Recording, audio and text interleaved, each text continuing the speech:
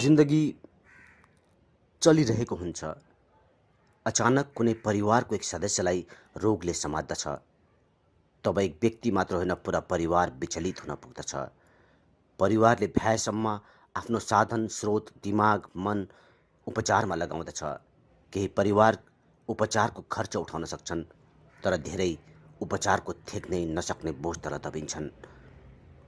परिवारका इच्छा, चाहना र सपनाहरूदेखि आवश्यकता पनि विलासिता लाग्न थाल्दछन्।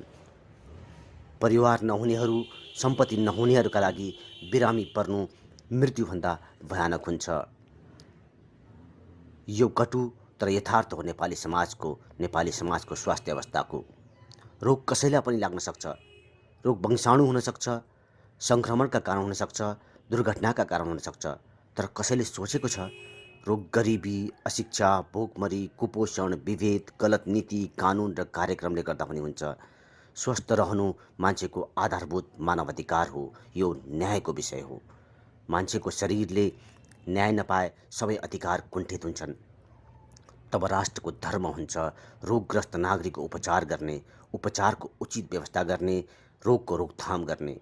यही सत्यलाई दिङ्गम गरेर हामी स्वस्थ नागरिक, स्वस्थ देश भन्ने भिडियो म्यागजिन सुरु गर्न गइरहेका छौँ।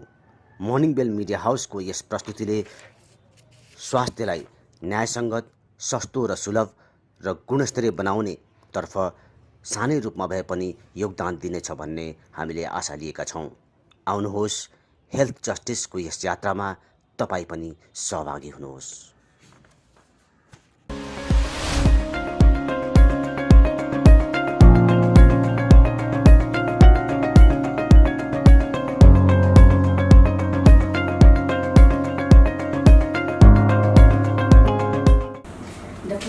सबभन्दा पहिले यहाँलाई हेल्थ जस्टिस कार्यक्रममा स्वागत छ।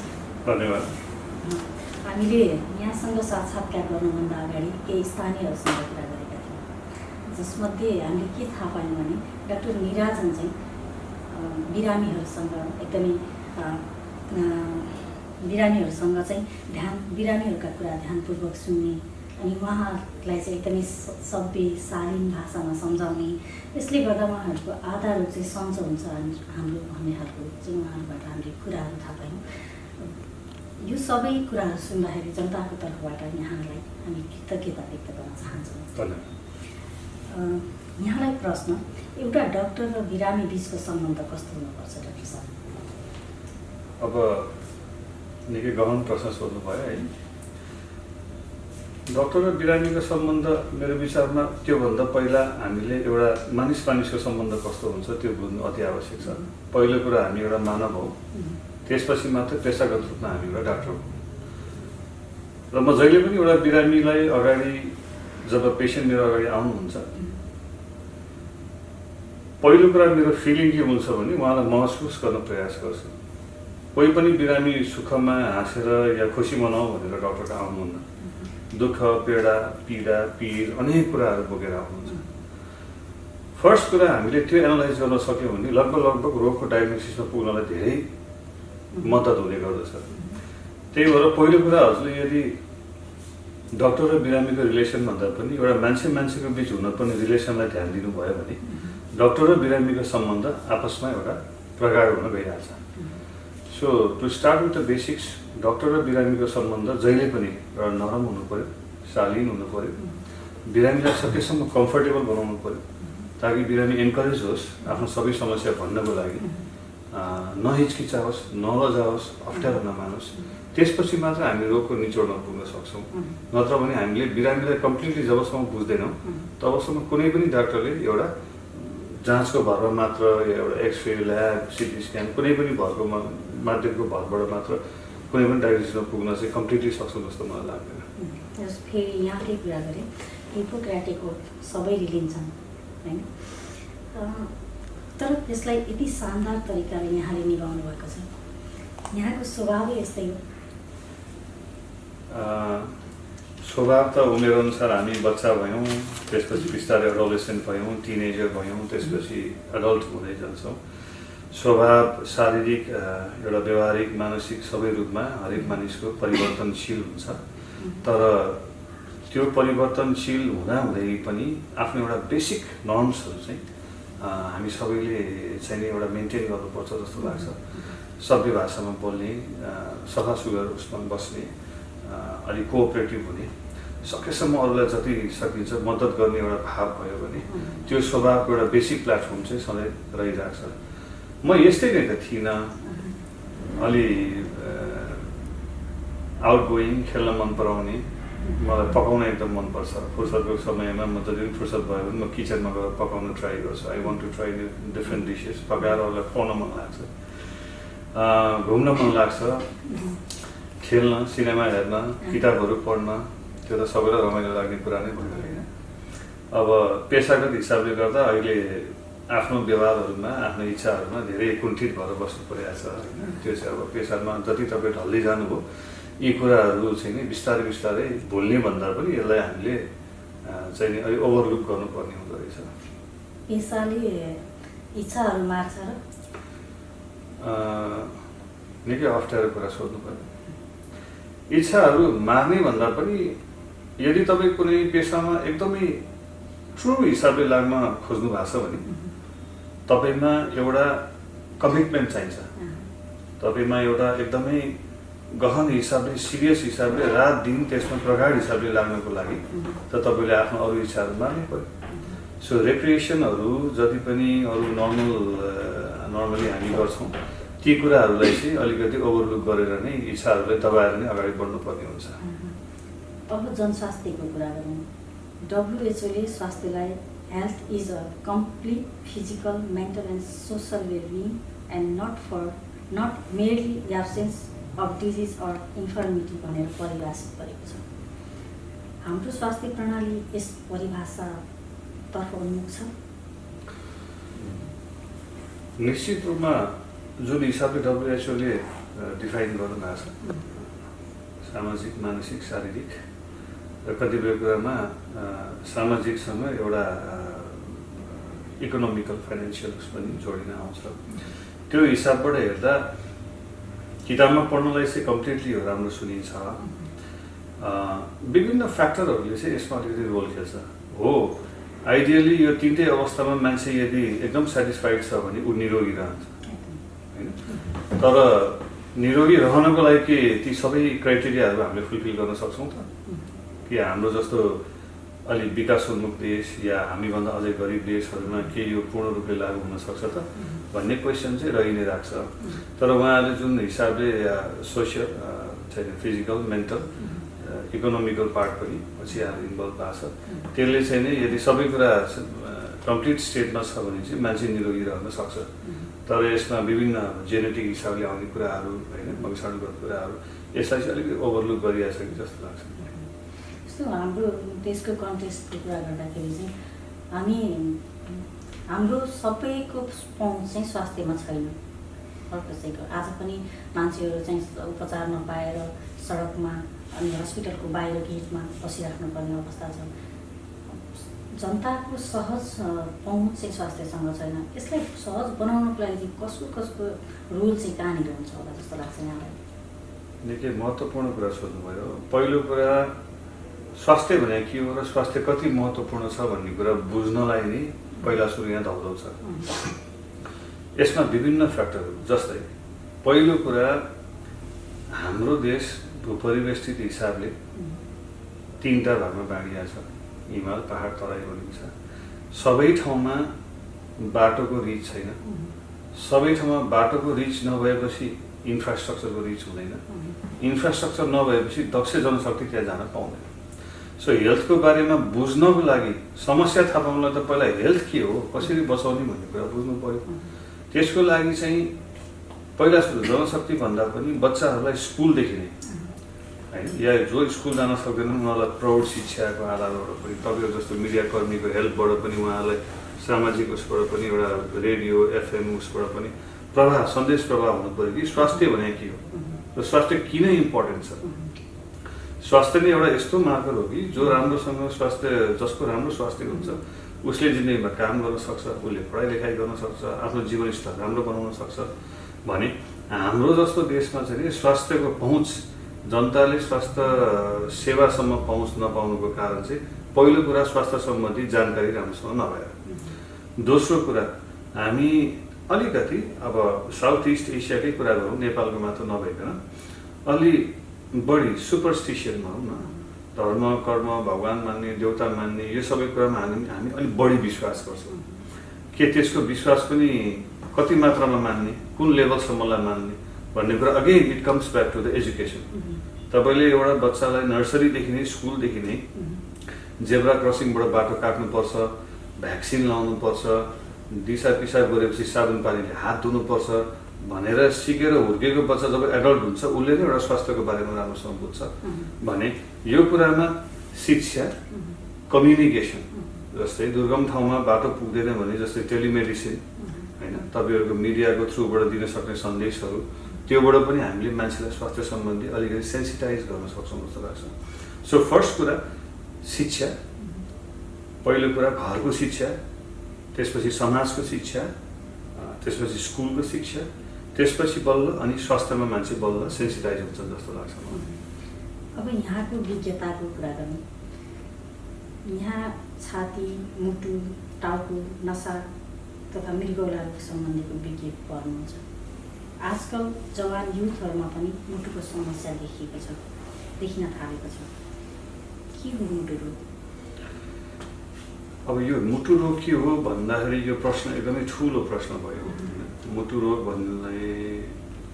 भनेर हामीले डिफाइन गर्दाखेरि पहिलो कुरा त मुटु सम्बन्धी विभिन्न, मुटुमा पनि मासु हुन्छ, मुटु आफैमा एउटा अङ्ग हो होइन, मुटुलाई पनि आफूलाई बाँच्नलाई रक्त सञ्चार चाहिन्छ, नसा चाहिन्छ भने मुटुको भल्भमा हुने रोगलाई भाल्भुलर हार्ट डिजिज भन्छौँ, मासुमा हुने रोगहरूलाई चाहिँ नि मुटुको मासु मसल्समा हुने रोगलाई कार्डियोमायोप्याथिजहरू भन्छौँ र चाहिँ नि हजुरको मुटुको नसामा हुने यदि कुनै ब्लकेज भयो, हृदयघातहरू जस्तो भन्छौँ नि हामी, त्यसलाई हुने रोगलाई हामी चाहिँ नि भास्कुलर डिजिजहरू भन्छौँ, कोरोनरी आर्टरी डिजिज या भास्कुलर डिजिजहरू भन्छौँ भने अरू अङ्गबाट पनि मुटुलाई असर गर्ने सेकेन्डरी डिजिजहरू भन्छौँ। जस्तै मृगौलाको खराबी हुने मानिसहरूमा 30 देखि 45% तेस्रो स्टेजको मृगौला फेलियर हुने बेलासम्म लगभग हार्ट फेलियर मुटुलाई असर गरिसकेको हुन्छ भने अरू रोगको कारणले मुटुलाई असर गर्ने रोगहरू विभिन्न प्रकारका हुन्छन् र चाहिँ कतिपय जन्मजातै राम्रोसँग भल्भहरू बन्द नभएका बच्चाहरू होइन, चाहिँ जन्मजातै कन्जेनाइटल हार्ट डिजिज भन्छौँ र चाहिँ अरू इन्फेक्सन्सहरूबाट हुने भाइरल इन्फेक्सन्सहरू या अरू कीटाणुबाट पनि मुटुलाई असर गर्ने रोगहरूलाई समष्टिमा हामी यो ग्रुपलाई चाहिँ मुटुको रोगहरूमा राख्छौँ। जस्तो हार्ट एट्याक चाहिँ के हो? हृदयघात भन्नुपर्दा चाहिँ मैले अघि पनि भने मुटु आफूमा एउटा अङ्ग हो, त्यसलाई पनि मुटुलाई पनि बाँच्नको लागि रगत, अक्सिजन होइन, न्युट्रिसन चाहिन्छ जुन चाहिँ रगतको रगतबाट आउने गर्छ। हामीले जे खान्छौँ त्यो रगतमा मिसेर त्यो न्युट्रिसन अक्सिजनहरू मुटुले पनि पाएर मुटु आफू बाँच्ने हो। त्यो बाँच्नको लागि नसाहरूबाट जुन रगत प्रवाह हुन्छ, यदि त्यो रगत बग्ने नसामा कुनै पनि भागमा आधा पार्सियल अक्लुजन भनेको आधा रोकिने होइन, केही मात्रामा बन्द हुने, ब्लकेज हुने या कम्प्लिट रूपमा ब्लकेज भयो भने मुटुको जुन भागमा त्यो रगत पुग्नु पर्ने त्यो भाग पुग्न नसकेर त्यो अक्सिजनको कमीले इस्केमिया भन्नाले त्यहाँ चाहिँ मुटु हार्ट एट्याक चाहिँ सुक्दै जाने हुनाले त्यसलाई हार्ट एट्याक भनेर भनिन्छ। यसको लक्षणहरू चाहिँ के होला, कारणहरू के छ? अब पहिला सुरु कारणहरूमा जाउँ। कारणहरूमा चाहिँ मुख्यतः हामी मोडिफाएबल र नन मोडिफाएबल रिस्क फ्याक्टर भन्छौँ। मोडिफाएबल भनेको जुन कुराले हृदयघात गर्न सक्छ त्यसलाई हामी यदि परिवर्तन गर्न सक्छौँ भने त्यसलाई मोडिफाएबल भनियो। जुन कुरालाई हामी परिवर्तन गर्न सक्दैनौँ त्यसलाई हामी नन मोडिफाएबल भन्छौँ। अब नन मोडिफाएबल परिवर्तन गर्न नसक्ने कुराहरू कस्तो त भन्नाले पुरुषहरूमा बढी हुन्छ, पुरुषको लिङ्गै परिवर्तन गर्न सकिएन, नन मोडिफाएबल भयो। अब 60 वर्षभन्दा माथिका पुरुषहरूलाई महिलाभन्दा पुरुषलाई बढी देखिन्छ भने अब त्यो उमेर, लिङ्ग होइन, अब कतिपय अफ्रिकन प्रजातिहरू या वेस्टर्न प्रजातिहरूमा अलिक बढी देखिन्छ, रेस, एथनिसिटी भन्छौँ होइन। यो कुरा चाहिँ नन मोडिफाएबल भयो, परिवर्तन गर्न नसकिने। यस्ता ग्रुपका मानिसहरूमा हृदयघात हुने सम्भावना बढी हुने जान्छ भने अर्को मोडिफाएबल जुन परिवर्तन गर्न सकिन्छ, जस्तै एकदम मोटोपन भएको मान्छे, ओबेसिटी भन्छौँ हामी। त्यसपछि तपाईँको आएर चुरोट, अत्याधिक मात्रामा चुरोट रक्सी सेवन गर्ने मान्छे, स्मोकरहरू। तेस्रो कुरा चाहिँ नि जसमा अलरेडी मधुमेह, हृदयघात डायबिटिज छ उहाँहरूमा बढी हुने चान्सेस हुन्छ। अर्को चाहिँ नि जसमा कोलेस्ट्रोलको मात्रा एकदम बढी हुन्छ भने जसको चाहिँ नि अलि स्ट्रेसमा काम गर्ने लाइफस्टाइल एकदम सेडेन्टरी लाइफस्टाइल भन्छौँ, फिजिकल एक्टिभिटी एक्सर्साइजहरू एकदमै नहुने, नहिँडिकन एकै ठाउँमा बस्ने, होइन, खानामा चाहिँ अत्याधिक चिल्लोपन, चुरो ड्रग्सीको सेवन बढी र मोटोपन बढी भएको मान्छेहरूमा चाहिँ हृदयघात हुने सम्भावना बढी हुन्छ। यसको लक्षणहरू चाहिँ के हो?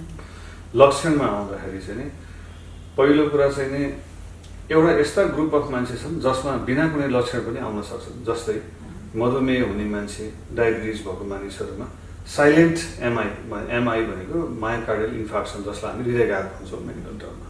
सुगर भएका मानिसहरूमा नसाहरू मर्दै जाने भएको हुनाले यदि तपाईँमा चाहिँ नि दुखाइ नै भएन भने एकैचोटि सास फेर्न गाह्रो भयो, यो छाती अलिक अप्ठ्यारो भयो भनेर आएर इसिजी र रगतको केही जाँच गर्दाखेरि हार्ट एट्याक भएर देखिन्छ। त्यस्तो बेला साइलेन्ट एमआई बिना कुनै लक्षण पनि मान्छे आउन सक्छ। दोस्रो कुरा चाहिँ सबभन्दा कमन देखिने भनेको चाहिँ रिस्क फ्याक्टर भएका मान्छेहरू, जुन मैले अघि भने, प्रेसर भएका, कोलेस्ट्रोल भएका, डायबिटिज भएका, मोटोपन भएका मानिसहरूमा चाहिँ एकदम छाती स्पेसली देब्रे भागतिर या चाहिँ यो पेटभन्दा माथि छातीदेखि लिएर यो हाम्रो बङ्गारासम्म चाहिँ कुनै पनि भागमा असाध्यै नराम्रो हिसाबको क्रसिङ पेन भन्छौँ हामी, एकदम छुरीले रोपेको जस्तो, र बिरामी चाहिँ छाती समातेरै आउँछन्। यसरी एकदमै गाह्रो भयो भने छाती नै ठ्यापठ्याप हालेर आउँछन्, जसलाई साधारण ग्यास्ट्राइटिस या अरू दुखाइको औषधि खाँदा पनि ठिक नभइरहने र यो बढ्दै जाने, समयअनुसार हरेक मिनटमा यो दुखाइ बढ्दै जाने र एकदमै बिरामी चिसोचाउँदो पसिना लिएर एक वाक्य पनि राम्रोसँग बोल्न नसक्ने हिसाबले छाती दुख्यो भनेर एकदमै डिस्ट्रेसमा आउने चाहिँ सबभन्दा पहिलो लक्षण हुन्छ। जस्तो अप्नाउनु पर्ने सावधानी प्रिकसनहरू चाहिँ के हुन्छ? अब पहिलो कुरा भनेको हेर्नुहोस्, हृदयघात चाहिँ अहिलेको अवस्थामा हृदयघातहरू जवान मान्छेमा पनि अलिक बढी देखिँदै गएको जुन अवस्था छ, र चाहिँ नि तपाईँको वयस्क मान्छेहरूमा पनि बढी देखेको कारण चाहिँ पहिलो कुरो लाइफस्टाइल हामीले सुधार्नु पऱ्यो, हाम्रो जीवनयापन खानपिन अलिकति सुधार गर्नु पऱ्यो, नियमित रूपमा फिजिकल एक्सर्साइज गर्ने, शरीरको चाहिँ नि बिएमआई बडी मास इन्डेक्स भनेको तौल र चाहिँ उचाइको मापन चाहिँ नि एकदम स्ट्यान्डर्ड उसमा राख्ने, चिल्लो खानेकुराहरू बढी नखाने, धुम्रपान मद्यपानबाट टाढा बस्ने, र चाहिँ नि अलिकति मेन्टल पिस, स्ट्रेस भएको सेडेन्टरी लाइफस्टाइल भन्छौँ नि, एकदमै तनावमा पनि धेरै नबस्ने, र जति पनि मैले अहिले भने मोडिफाएबल रिस्क फ्याक्टरहरू, जस्तै कोलेस्ट्रोल छ भने कोलेस्ट्रोल घटाउनु पऱ्यो, ब्लड प्रेसर छ भने ब्लड प्रेसरको औषधि खानु पऱ्यो, सुगर छ भने सुगरको औषधि खानु पऱ्यो, र सबभन्दा महत्त्वपूर्ण कुरा फलोअप। सबभन्दा इम्पोर्टेन्ट कुरा हामीले स्ट्रेस नदिने भनेको फलोअप।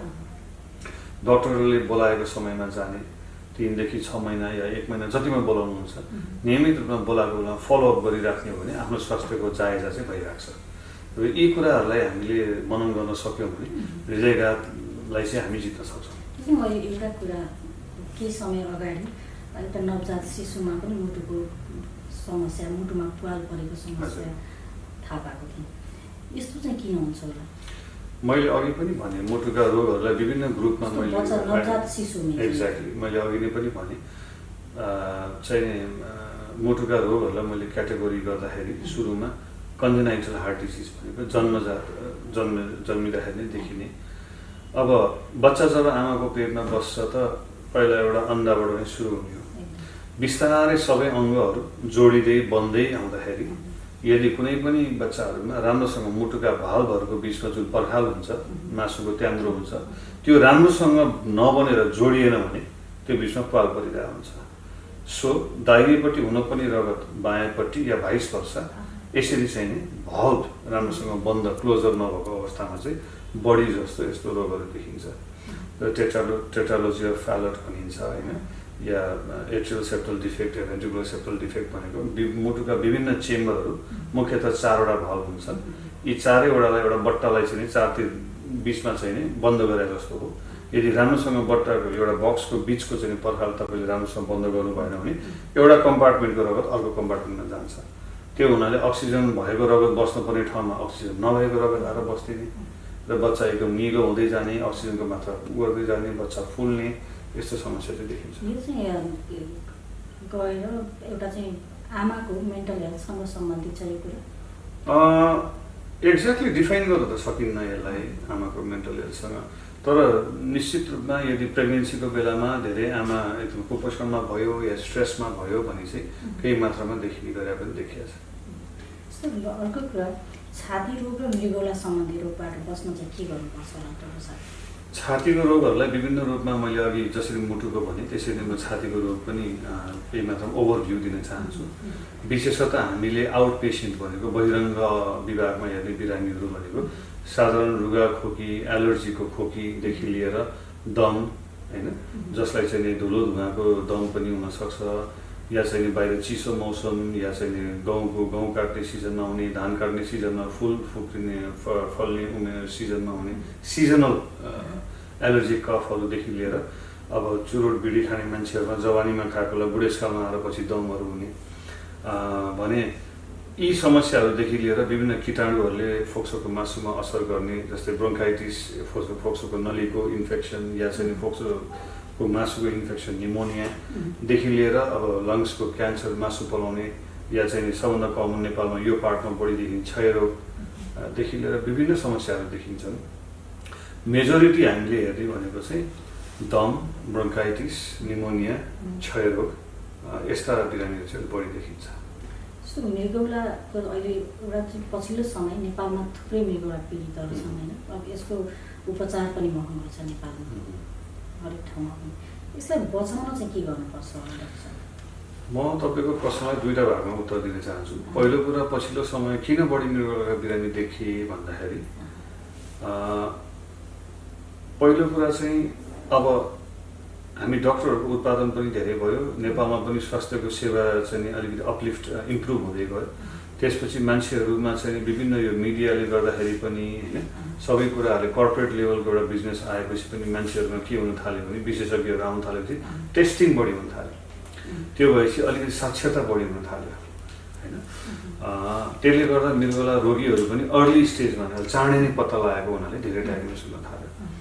दोस्रो कुरा चाहिँ किन बढी र बचाउन किन गर्न सकिन्छ भन्दा पछिल्लो समयमा जुन यो ब्लड प्रेसर या सुगर, जति थाइरोइड रोगहरू जति चाँडै डायग्नोस हुन थाले नि, उनीहरूले मृगौलामा एकदम सूक्ष्म रूपमा असर गर्न साथ डक्टरले आइडेन्टिफाई गरिहाल्न थाल्नुभयो। त्यसले गर्दा मृगौलाका रोगीहरू जस्तै स्टेज मृगौला बिग्रिने भनेको स्टेज 1, 2, 3, 4 र एन्ड स्टेज या स्टेज 5 भन्छौँ। स्टेज 1, 2 मै पत्ता लगाए पनि त त्यो रोगी त थप्यो नि त। जुन चाहिँ आजभन्दा 10 वर्ष पहिला एकैचोटि मान्छे पिसाब रोकिएपछि, शरीर फुलेपछि एकैचोटि किडनी फेल भयो भने थाहा हुन्थ्यो भने अहिले विशेषज्ञहरूको नम्बर पनि बढ्यो, डायग्नोस्टिक मसिनहरू पनि नयाँ आए, क्राइटेरियाहरू पनि धेरै भयो। र एउटा कुरा सोसियल मिडिया या तपाईँहरूको कम्युनिकेसनले गर्दाखेरि पनि मान्छेहरू घरमै बसेर गुगल हेर्ने, युट्युब हेर्ने या कुनै पनि अरू मिडियाबाट पनि पढ्न थाले, मान्छे हेल्थप्रति सेन्सिटाइज हुन थाले। अब अहिले कस्तो छ भन्दा मलाई अलिकति पिसाब फुल्यो, यहाँ यसो कोखा दुख्यो, डाक्टर साहब मेरो किडनी हेरिदिनु न भनेर त्यसरी आउनु भनेको त हाम्रो लागि राम्रो हो नि त। बिरामी आफैले सचेत भएर आउनु भनेको त राम्रो, जबकि पहिला हामी क्याम्पेन गर्नु पर्थ्यो, मृगौलाको सिम्पटम यो हो, यस्तो आउनु होला भनेर चाहिँ गाविस उसमा चाहिँ विभिन्न नगरपालिकाहरूमा गएर हामीले क्याम्प गरेर त्यहाँ आइडेन्टिफाई गरेर लिएर आउनु पर्थ्यो भने एउटा कुरा यो इन्फर्मेसनको यो इन्टरनेटको पनि यसमा ठुलो एउटा रोल छ र मानिसहरू शिक्षित हुँदै गए, टेस्टिङ चाँडै हुँदै गयो, ल्याबोरेटोरिजहरू पनि धेरै खुल्न थाले, डक्टर विशेषज्ञहरू पनि आउनुभयो। त्यही कारणले गर्दा पनि मृगौलाका रोगहरू चाँडै आइडेन्टिफाई भएको हुनाले सबै ग्रुपका बिरामीहरूलाई क्युमुलेटिभ रूपमा हेर्दाखेरि नम्बर बढी देखियो। दोस्रो कुरा चाहिँ मैले आफ्नो व्यक्तिगत उसमा देख्दाखेरि चाहिँ विशेष गरी यो जुन मिडल इस्टमा काम गर्न जानुहुन्छ, विदेशमा चाहिँ काम गर्न जाने युवाहरूमा किन बढी भयो भनेर मैले भरतपुरमा मैले एमबिबिएसको टाइमदेखि नै अलिकति हामी नेफ्रोलोजिस्टहरूसँग हामी कन्सल्ट गर्थ्यौँ। एकदम जवान मान्छेहरू 2 वर्ष 3 वर्ष खाडी मुलुकमा अलिक गर्मी ठाउँमा बसेपछि एकदम कालो भएर आउने, शरीर फुलेर आउने, पिसाब नहुने, ब्लड प्रेसर हेर्दाखेरि 200-220 पुग्ने, एकदमै हाई ब्लड प्रेसर र चाहिँ रगतको मात्रा कमी हुने, एकदम रिगाटा लाग्यो भनेर आएर चाहिँ जाँच गर्दाखेरि अचानक दुईटै किडनी फेल भइसकेको अवस्थामा आइपुग्ने। त्यो भनेको स्टेज 1, 2 भन्दा स्टेज 5 मा अलरेडी एन्ड स्टेजमा आइपुग्ने। त्यो किन भनेर मैले पनि विभिन्न हिसाबमा बिरामीहरूसँग इन्टरेक्ट गर्दै गएँ। उहाँ मिडल इस्टतिर बस्दाखेरि चाहिँ नि धेरै जस्तो कामदारहरूले पानी चाहिँ नि महँगो र यो हामीले जुन खान्छौँ यो सोडाहरू जस्तै कोक फान्टाहरू कुनै पनि एरिएटेड ड्रिङ्क्सहरू बाहिर त्यो चाहिँ सस्तो त्यो भएपछि त्यसमा कार्बनको मात्रा सोडामा एकदम बेसी हुन्छ र सागसब्जी एकदम कम माछा मासुको एकदम बढी खपत र चाहिँ नि एउटा ब्यालेन्स डाइट पनि नहुने र शरीरमा दिनभरि चाहिँ नि अब हाम्रो देशको त म्याक्सिमम हेर्ने भने 45, 46, 47 डिग्री पुग्ला तर त्यहाँ त 50 भन्दा माथि दिनभरि काम गर्नु त्यसले गर्दा शरीरमा एकदम बढी डिहाइड्रेसन सुक्खापन बढ्यो र डिहाइड्रेसनले सबभन्दा पहिला किडनीलाई असर गर्छ अरू अङ्गलाई पनि गर्छ तर सबभन्दा पहिला किडनीलाई बढी असर गर्छ सो यी सबै मल्टिफ्याक्टोरियल डिहाइड्रेसन अर्को कुरा पानीको कमी र चाहिँ सोडाहरूको अत्याधिक मात्रामा सेवन र क्लाइमेटमा एडजस्टमेन्ट त्यो पनि नभएको कारणले गर्दा एकैचोटि 2-3 वर्षमा काम गरेर आउँदा यङ पेसेन्टहरूमा विशेष गरी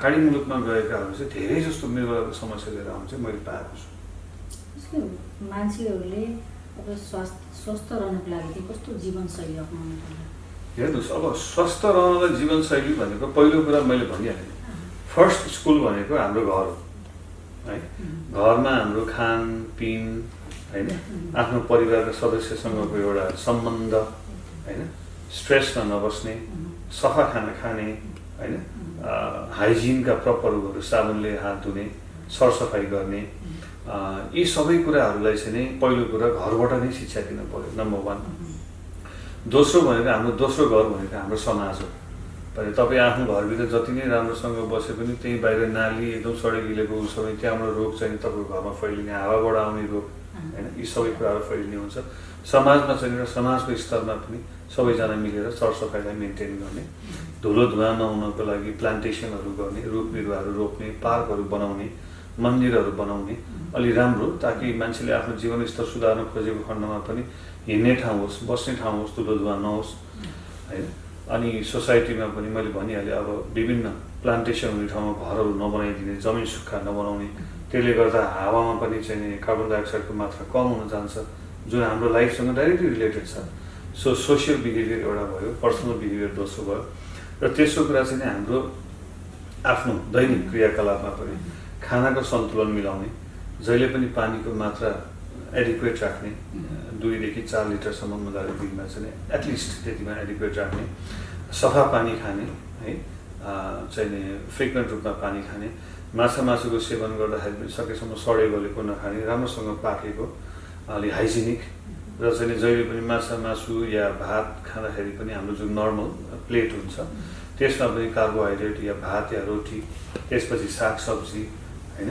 त्यसपछि सलाद अलिकति दुध दही माछा मासुको सन्तुलन ब्यालेन्स डाइट भन्छौँ सही समयमा सही मात्रामा खाने र पर्याप्त मात्रामा सुत्ने शरीरलाई आराम पनि चाहिन्छ त्यो सबै गऱ्यौँ भने चाहिँ हामी अलिकति हेल्दी स्टेटसमा बस्न सक्छौँ नेपालको कन्टेक्स्टमा अहिले स्वास्थ्य प्रणाली जनतामुखी नभएको भन्ने कुराहरू चाहिँ गुनासो छ सरकारका तर्फबाट गरिब र कमजोर स्थिति भएकाहरूको स्वास्थ्य उपचारका लागि के व्यवस्था गरेको छ अब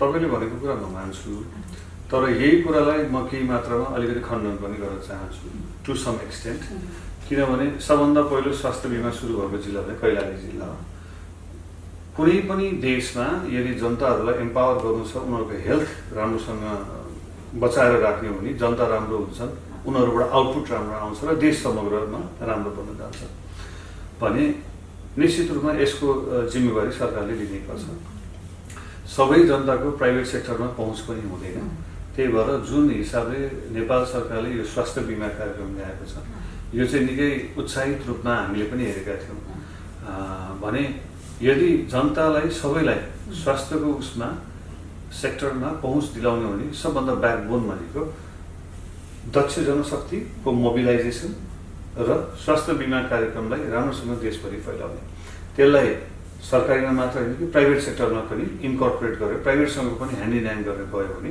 सबै लेभलका मान्छेले एउटा एक्सपर्ट लेभलको चाहिँ नि सेवा पाउँछन् जस्तो लाग्छ मलाई सरकारी अहिले स्वास्थ्य बिमाको कुरा गर्दाखेरि पछिल्लो समय स्वास्थ्य बिमा गरेको व्यक्तिहरूले पनि जस्तो धनगढीभन्दा बाहिर कैलालीमाबाट सुरुवात भए तापनि धनगढीभन्दा बाहिर गइसकेपछि त्यो बिमाको काम नहुने भन्ने खालको गुनासो केही समय अगाडि गरेका थिए।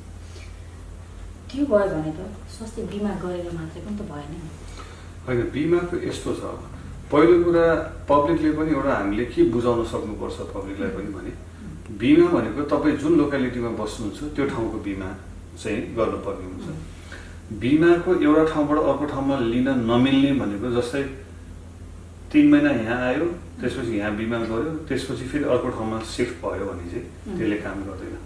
तर यदि यहाँभन्दा बेटर अर्को ठाउँमा उपचार छ र हामीले रिफरल गर्ने हो भने त्यही बिमाले अर्को ठाउँमा पनि सेवा लिन सकिन्छ। रिफरलको केसमा चाहिँ जस्तै कुनै ठुलो अपरेसन गर्नु पर्यो, हामीले अब काठमाडौँमा ठुलो अस्पतालमा पठाउनु पर्यो, सरकारी अस्पतालमा भने बिमा भएको अस्पतालमा हामीले यहाँबाट रिफरल लेखेर पठायौँ भने त्यो बिमाले त्यहाँ इन्कर्पोरेट गर्छ। तर पब्लिकले पनि लिँदाखेरि के हिसाबले बुझेर लिनु पर्यो या हामीले पनि पब्लिकले के बुझाउन सक्नु पर्यो भने बिमा भनेको सधैँ नियमित रूपमा लिइराख्ने सेवा भएको हुनाले आफ्नो काम गर्ने ठाउँ कुन हो या आफू कुन ठाउँमा बढी बसिन्छ त्यो ठाउँको बिमा लिँदा चाहिँ राम्रो। देशव्यापी रूपमा एउटै सेन्ट्रल बिमा सिस्टम एउटा कार्ड बनाएर जहाँ पनि त्यसैले चल्ने भइदियो भने चाहिँ राम्रो हुन्छ। तर त्यसको पनि एउटा ड्रब्याक के हुन्छ भने बिमामा पनि गभर्मेन्टले दिने पैसा भनेको त्यो ठाउँमा कतिजना बिमा भएको छन् र त्यहाँ सेवा लिने चाहिँ कतिजना छन् हाम्रो क्लाइन्टहरू, उनीहरूलाई त्यो अनुसारले पैसा चाहिँ पठाउनु पर्ने हुन्छ, रिसोर्सेसहरू पठाउनु पर्ने हुन्छ। यसरी पब्लिक चाहिँ नि त्यो बिमा लिने पब्लिक चाहिँ यता र उता धेरै भएर जनसङ्ख्यामा अप डाउन भयो भने चाहिँ गभर्मेन्टलाई पनि सेन्ट्रल रूपमा पैसा मोबिलाइज रिसोर्सेस मोबिलाइज गर्न चाहिँ गाह्रो हुन्छ। जस्तो अब कुरा गरौँ कोभिड-19को। कोभिड-19 पेन्डेमिकको समयमा चाहिँ गत साल यहाँले कोभिड-19का बिरामीहरूसँग गर्नुभएको उहाँहरूलाई गर्नुभएको सेवा चाहिँ सेवाबाट यहाँको सिकाइ के रह्यो? कोभिड-19 वास्तवमै एउटा कस्तो थियो भने हाम्रो मेडिकल साइन्समा पहिला चाहिँ टिभी इज एभ्रिथिङ भन्थे। क्षयरोग तपाईँले बुझ्नुभयो भने तपाईँले सबै कुरा बुझ्नुभयो भन्ने आउँथ्यो, किनभने क्षयरोगले सम्पूर्ण शरीरलाई असर गर्थ्यो। त्यसपछिको अर्को जेनेरेसन के आयो भन्दा एचआइभीलाई राम्रोसँग बुझ्नु, एचआइभी इज एभ्रिथिङ।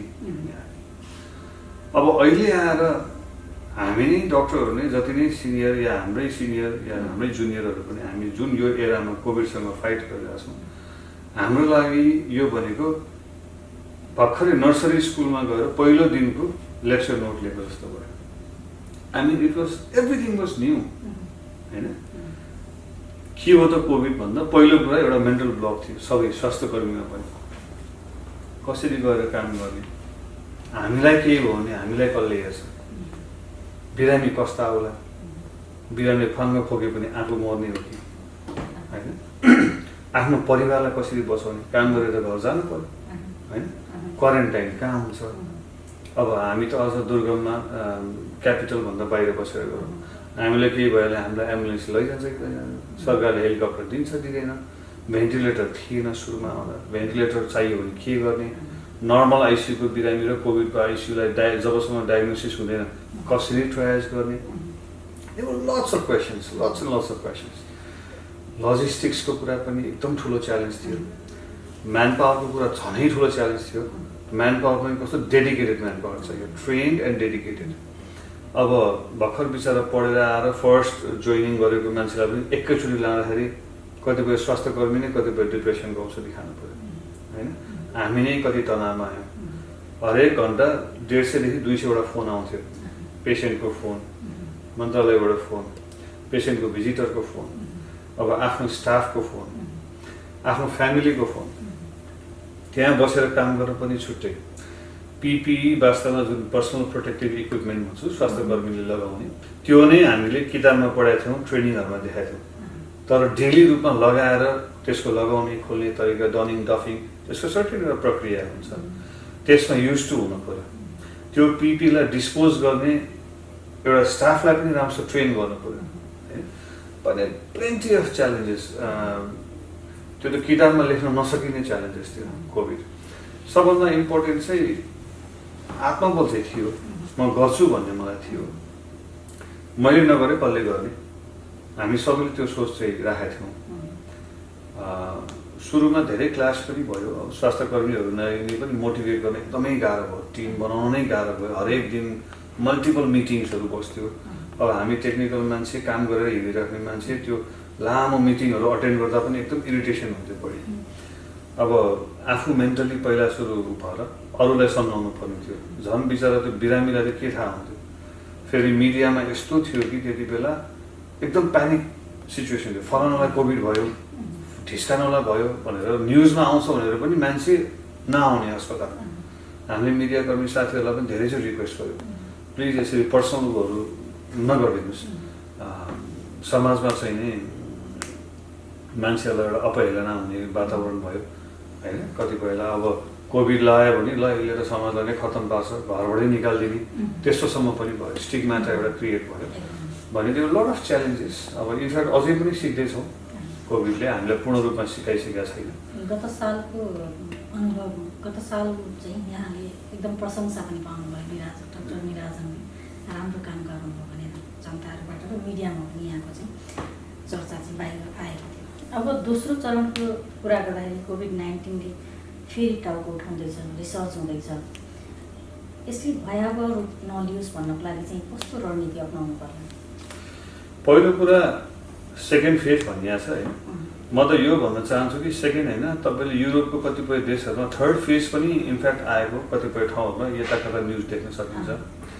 यसको मूल सन्देश के हो भने we have to live with COVID. हामी कोभिडसँग बाँच्न सिक्नुपर्छ होइन। अब भयावह भन्ने कुरा अब फर्स्ट फेज र सेकेन्ड फेजको अहिलेसम्मको फरक हेर्ने भने फर्स्ट फेज भनेको विभिन्न रोग लागेका मानिसहरूलाई होइन या वृद्धहरूमा बढी देखिन्थ्यो। अब अहिलेको सेकेन्ड फेज हेर्नुहुन्छ भने अलिकति जवान यङ एजको पेसेन्टहरूलाई बढी देखिरहेछ। इन्फेक्सनको रेट बढी नभए पनि मृत्युदर बढी चाहिँ अलिकति कम्प्लिकेसन सिधै आएको देखिएको छ। हामीले नै पनि धेरै पेसेन्टहरू गुमायौँ। म आफूले उपचार गरेर बिरामीहरू खासै म सम्झिन्न। म जो आफ्नो बिरामी गुमाएँ उनीहरूलाई म धेरै सम्झिन्छु। पाठ सिकाउने आफ्नो ठाउँमा छ, तर एउटा डक्टरलाई आफ्नो बिरामी गुमाउँदा असाध्यै तितो अनुभव हुन्छ। हेर्नुहोस्, एकदम मनै खिन्न हुन्छ। म अलि भावुक छु यस्तो कुरामा। I love my patients. अब कोभिडको सेकेन्ड फेज या थर्ड फेज कसरी आउँछ भन्दा नि पहिलो कुरा त कोभिडलाई पनि रेगुलर रूपमा जुन हामीले इसिजी, एक्सरे, रगतको जाँचहरू अरू रोगको लागि गर्छौँ, त्यसै कोभिडको पनि रेगुलर चेक जाँच गर्ने एउटा संयन्त्र बनाउनु पर्यो, जुन चाहिँ अहिलेसम्मको मितिमा सबैभन्दा राम्रो पिसिआर टेस्टिङ भनेर देखिएको छ।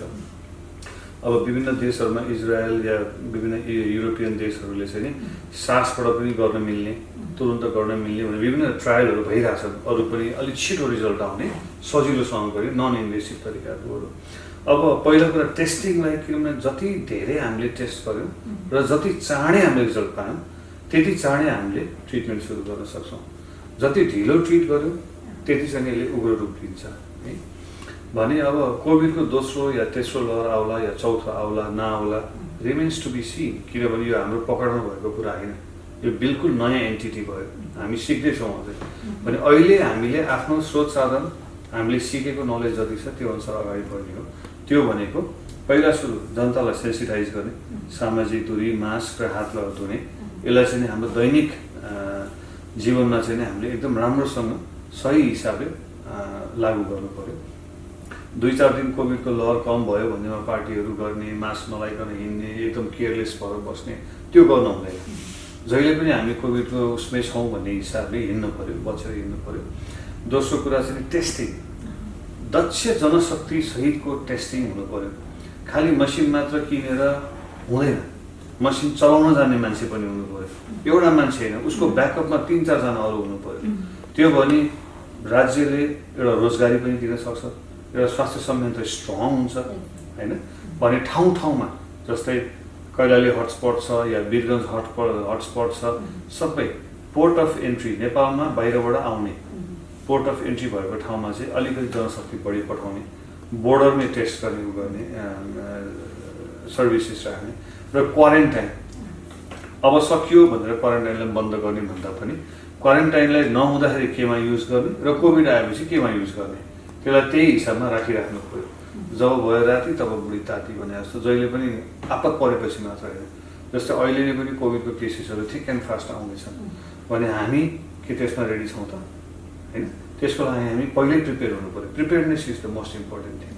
अन्तमा हाम्रा दर्शक र सर्वसाधारणलाई के छ भन्नुपर्ने? अब दर्शक र सर्वसाधारणलाई मैले भन्नुपर्ने, मैले भनिहालेँ डक्टरको नाताले एउटा नागरिकको पनि आफ्नो एउटा जिम्मेवारी हुन्छ है। सबै कुरा सरकारले गर्दैन या अस्पतालले गर्दैन भन्दा पनि आफूबाट के हुनसक्छ त्यो कुरा पहिला गरौँ। हामीले राम्रोसँग हात धुने, सामाजिक दूरी कायम गर्ने होइन, भिडभाड धेरै नगर्ने, यी कुराहरू हाम्रो दैनिक जीवनयापनमा अलिकति चेन्ज ल्याउन सक्यौँ भने हामी कोभिडबाट निश्चित रूपमा टाढा रहन सक्छौँ। दोस्रो कुरा, कोभिडको यदि लक्षण आफूलाई छ जस्तो लाग्यो भने नहिचिचाइकन टेस्ट गर्न आउने। किनभने जबसम्म तपाईँ आफूलाई ओपन अप गरेर टेस्ट गर्न आउनुहुन्न तबसम्म तपाईँले अरूलाई पनि कोभिड भएको खण्डमा फैलाउने रिस्क हुन्छ।